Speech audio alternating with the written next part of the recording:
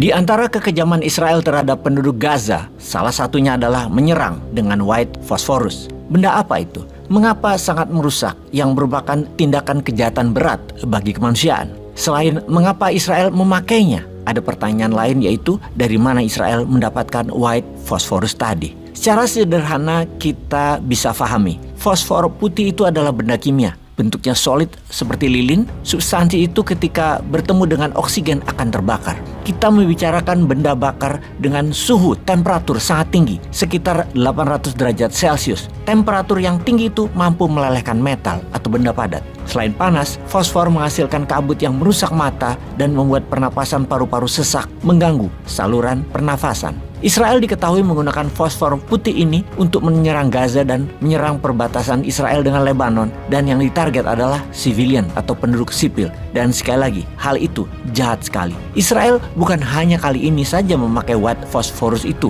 tetapi sejak tahun 2009 sudah memakainya untuk menyerang Gaza. Warga sipil yang terkena mengalami luka bakar parah, banyak yang jadi cacat dan banyak yang meninggal karenanya. Hebatnya lagi, juru bicara tentara Israel, IDF, Daniel Gahari, berkali-kali menyangkal menggunakannya dalam pernyataan resmi bahwa mereka tidak menyerang warga sipil dan tidak menggunakan fosfor putih untuk membakar Gaza. Walaupun dari foto-foto video dalam serangan 2 bulan ini berkali-kali white phosphorus itu disebar di Gaza dan juga di selatan Lebanon.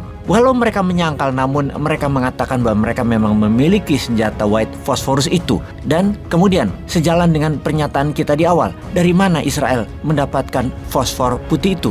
Siapa lagi kalau bukan Amerika? Salah satu negara penghasil fosfor putih, ya Amerika. 80% produk white phosphorus dunia diciptakan oleh Amerika. Dalam anggaran per tahun, Amerika membantu Israel sekitar 2-3 bilion dolar. Dan itu di masa damai. Salah satunya adalah menyuplai fosfor putih ini. Anggaran di masa perang bisa naik 2-3 kali lipat oleh Amerika ke Israel. Dunia seharusnya mengutuk Israel, namun siapa yang berani melakukannya? Dunia saat ini diam saja, termasuk negara Arab di sekitaran Israel. Semua pengecut, semua cari aman.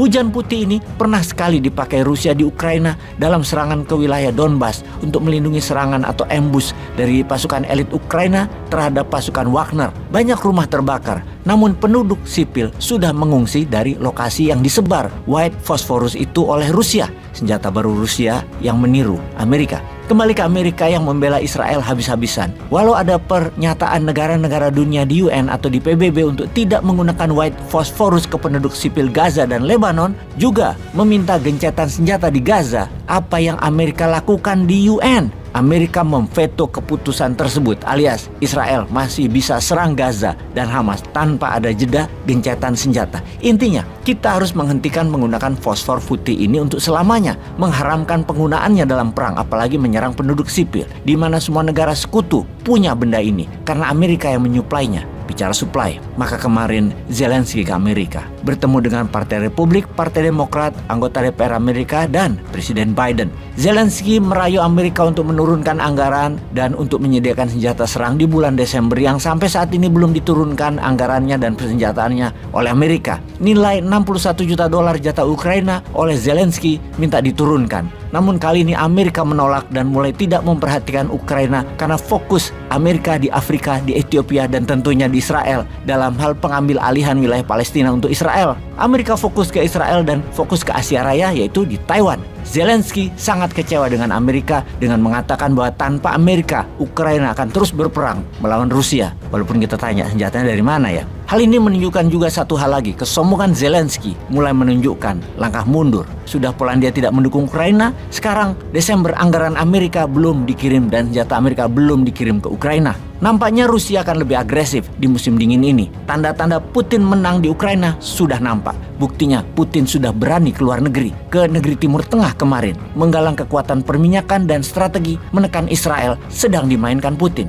Jadi kemana saja pemimpin Indonesia saat ini ya? Apa mending dikasih Putin aja tuh Wakanda daripada jadi dinasti? Peace.